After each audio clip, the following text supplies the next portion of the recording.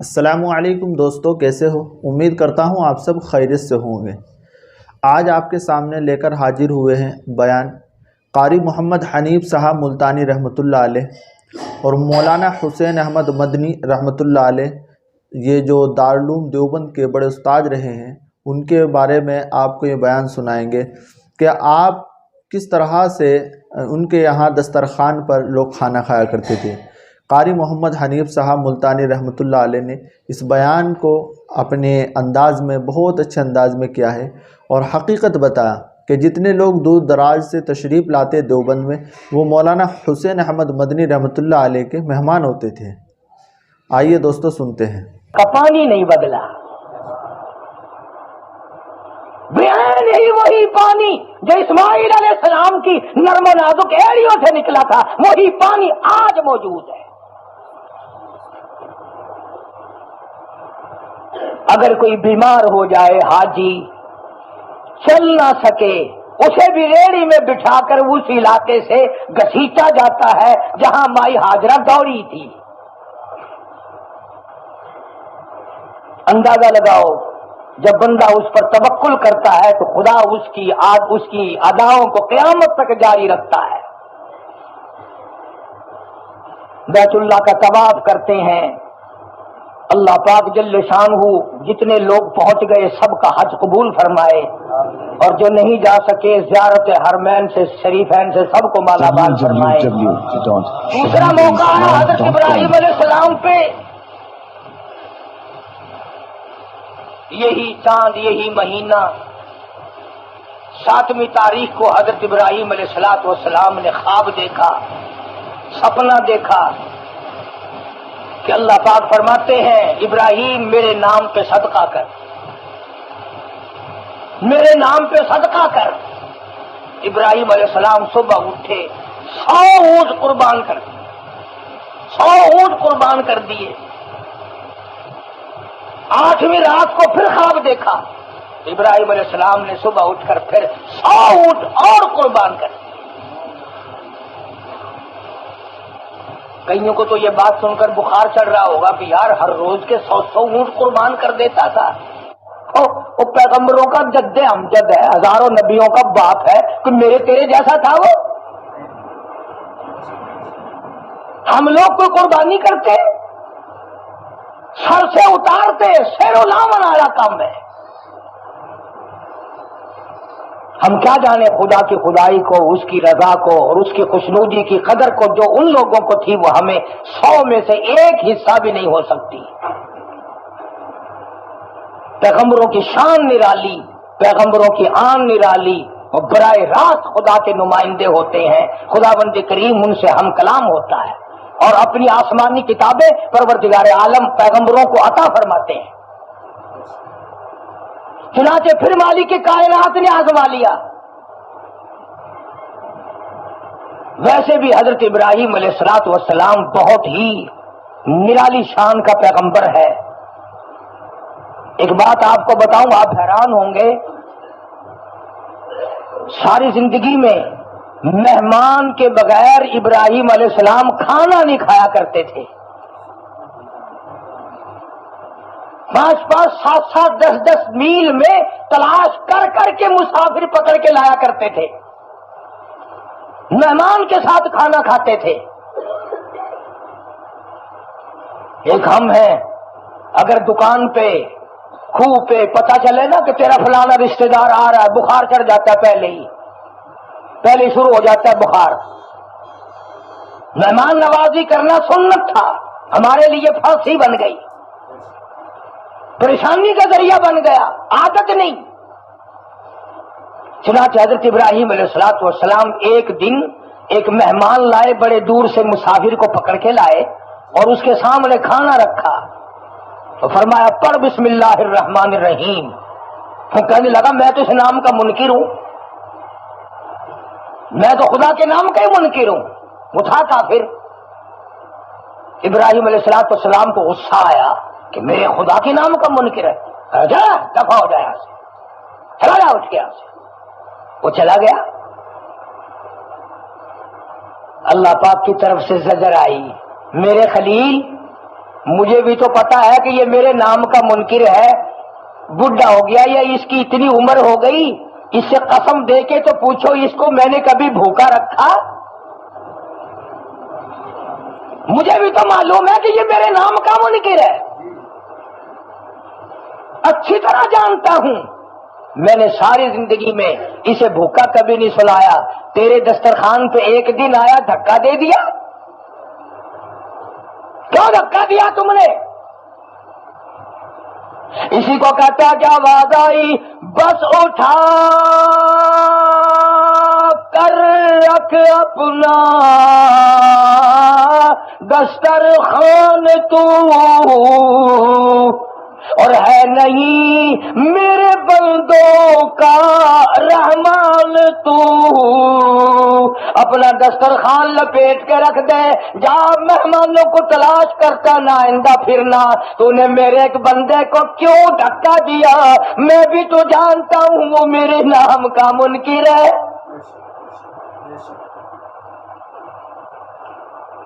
ابراہیم علیہ السلام نبی تو خدا کے دروازے کا محتاج ہے نا۔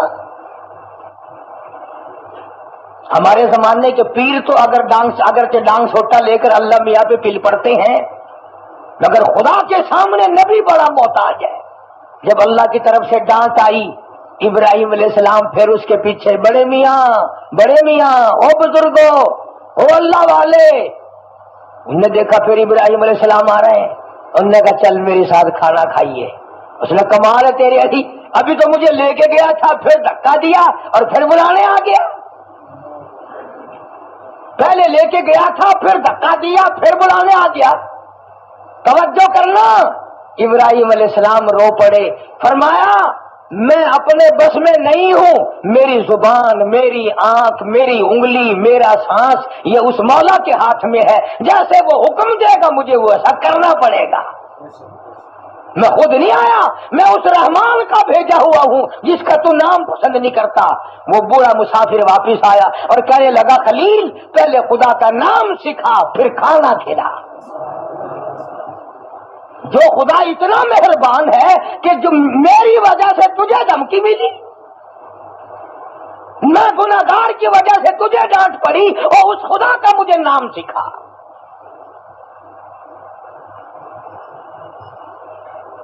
وہ اس زمانے کا کافر تھا، پھر بھی سمجھدار تھا۔ آج کل کے ساتھ اگر کسی کو یوں ہو جائے گا نا اور اکڑے گا اور سانو تھکا جاؤ گے، کیا ہے اللہ کی طرف بھی ڈانٹ ملی گی نہیں، مندہ ہے سانو من گن ہونگی۔ سیدنا ابراہیم علیہ السلام کی نرالی عادت، نرالی شان، نرالا طریقہ کار، مہمان کے بغیر کھانا نہیں کھانا، اپنے بچے تک کو اللہ کی رضا کے لیے قربان کر دینے کا پختہ عدم پروگرام تیار کرنا نہیں، بلکہ اس پہ عمل کر کے دکھلا دیا۔ کئی اللہ والے اسی قسم کے گزرے ہیں جنہوں نے اپنی آن اپنی شان مٹا کے رکھ دی۔ شیخ العرب والعجم حضرت مولانا سید حسین احمد صاحب مدنی سب کہہ دو رحمت اللہ علیہ، میں نے ایک دو دن نہیں کئی مہینوں حضرت کے دسترخوان پہ 500 400 روزانہ کا مہمان دیکھا، 200 250 300 روزانہ کا مہمان۔ جتنے شہر دیوبند میں سودا خریدے آتے تھے شام کو وہ سارے مولانا کے مہمان، اور 3500 طالب علموں کے جتنے رشتہ دار آتے تھے وہ سارے مولانا کے مہمان۔ دیوبند مظفر نگر کی تحصیل ہے، جتنے لوگ تحصیل میں کام آئے اور نہیں بنا اگلے دن کرانا وہ سارے مولانا کے مہمان۔ 4 ٹوکریاں مہمان پانوں کی چبا جاتے تھے، 4 ٹائم چائے، 2 ٹائم کھانا ناشتہ۔ اور حضرت شیخ الاسلام رحمت اللہ علیہ سارے مہمانوں کے ساتھ بیٹھتے ہیں، شریک ہوتے ہیں، کیوں نہ ہو۔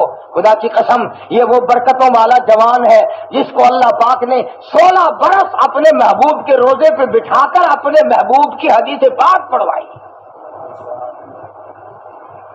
70,000 شاگرد مولانا حسین احمد مدنی کا عرب میں ہے۔ جس کو اپنی زندگی میں ہزاروں مرتبہ رسول کریم صلی اللہ علیہ وسلم کی خواب میں زیارت ہوئی،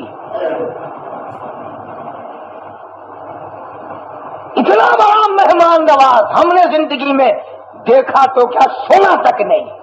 اور پھر ایک اور تماشا، سارے مہمانوں میں کمزور نابینا، لنگڑا، للا، منڈا، میلے کپڑوں والا، جتنا ایسا دیکھا اتنا اپنے قریب بٹھانا،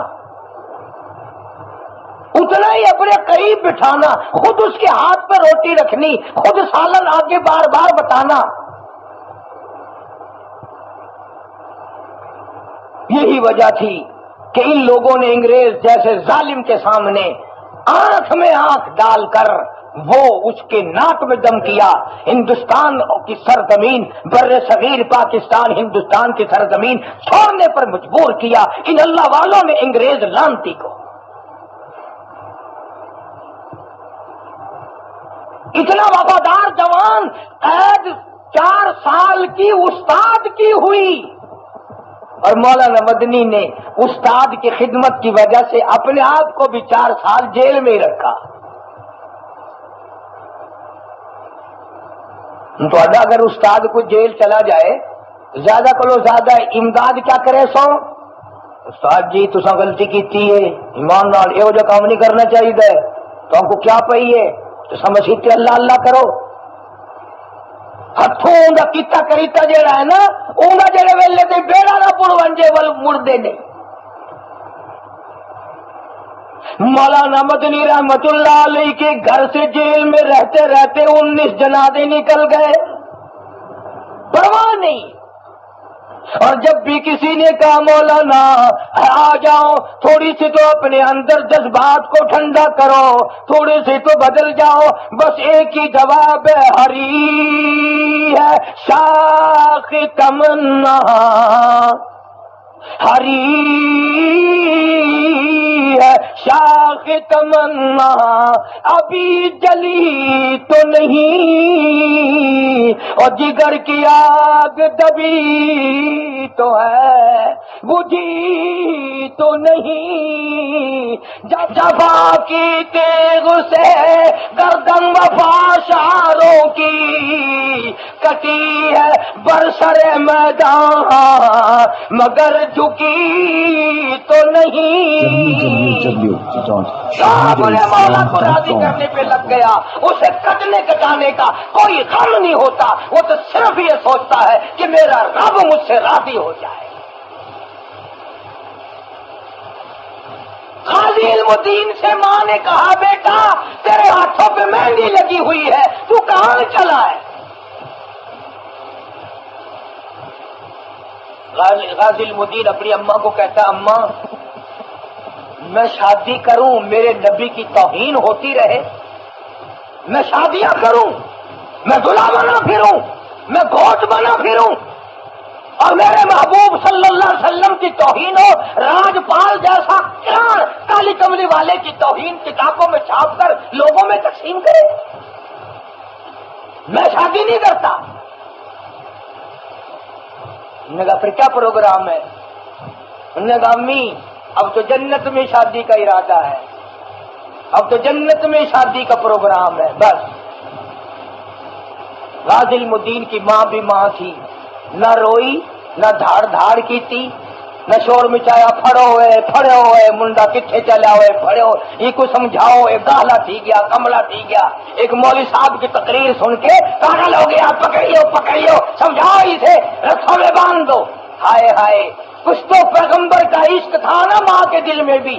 جب بیٹے نے کہا ماں نہیں رکوں گا جاؤں گا، ماں نے بھی جولی پھیلا کے دعا کر دی مولا میرا بیٹا ہے گناہگار، اب چل پڑا ہے قبول کرنا تیرا کام ہے،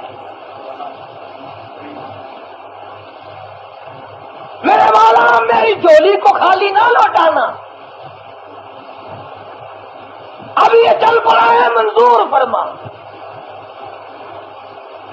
مولانا قاضی احسان احمد شجابادی رحمۃ اللہ علیہ فرماتے تھے کہ غازی علم الدین جب جیل میں تھا تو میں ملنے گیا میاں والی سپرڈنٹ جیل سے، میں نے کہا کہ ہمارا ایک قیدی ہے تمہاری پھانسی کی کوٹڑی میں ملنا چاہتا ہوں. تو وہ رو پڑا اور کہنے لگا مولانا اسے قیدی نہ کہو, اس کی کوٹڑی کی چھت سے لے کر آسمان تک میں ایک نور کی ذات دیکھتا ہوں. اور حضرت قاضی صاحب فرماتے تھے کہ میں جب غازی المدین سے ملا مجھے دیکھ کر مسکرایا, اتنا منور ہوا اس کے مسکرانے سے ساری کوٹڑی منور ہو گئی.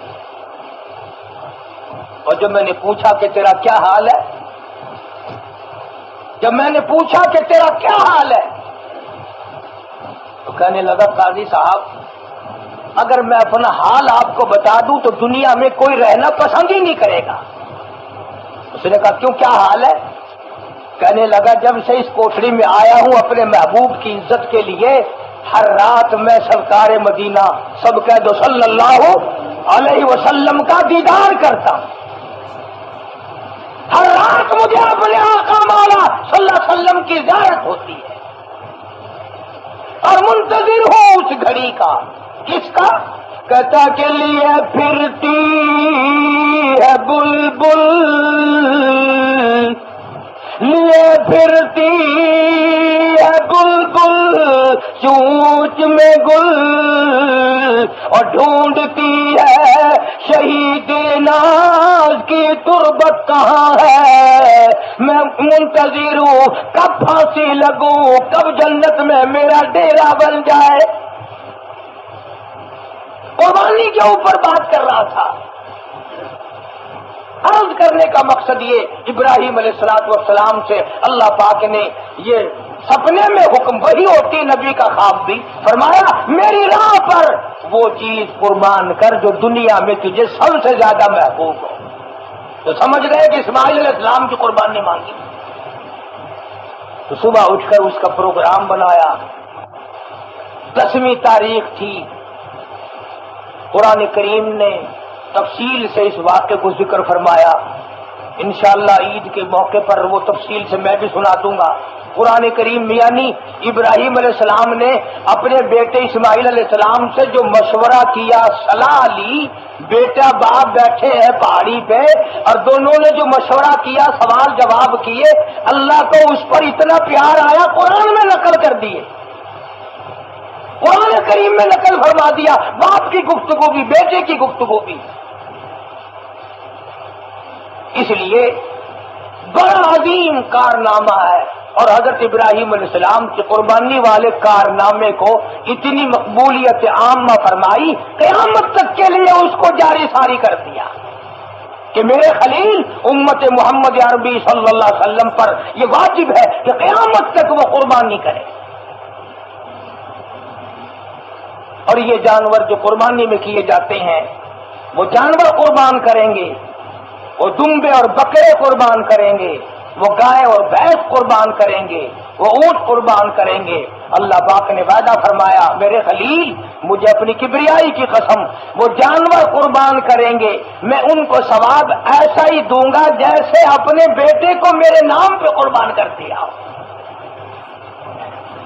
اور جتنے بھی قربانی والے جانور کے بدن پہ بال ہوں گے ایک ایک بال کے بدلے میں ایک ایک نیکی لکھ دوں گا.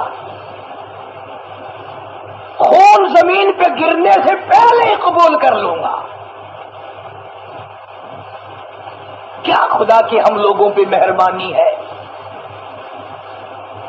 ہم لوگ تو ایک قربانی مشکل سے, وہ بھی پڑوسیوں کے تاننے سے بچنے کے لیے, کوئی یہ نہ کہے کہ اب کہ ان کا کام ڈھیلا ہے قربانی نہیں ہوئی. اللہ کو راضی کرنے کے لیے تو 100 میں سے 10 ہی کرتے ہوں گے. جس نبی کے ہم امتی ہیں سرکار مدینہ سب کہہ دو صلی اللہ علیہ وسلم, ہر سال قربانی کرتے تھے. جتنے سال کی آپ کی عمر مبارک ہوتی تھی اتنے ہی اونٹ ذبح فرماتے تھے, اور کتنے ہی اونٹ فرماتے تھے یہ میری ساری امت کی طرف سے میں کرتا ہوں. دوستو اس یوٹیوب چینل اسلامک ٹیچر کو سبسکرائب کریں, بیل آئیکن کے بٹن کو ضرور دبائیں, لائک کریں, شیئر کریں. السلام علیکم.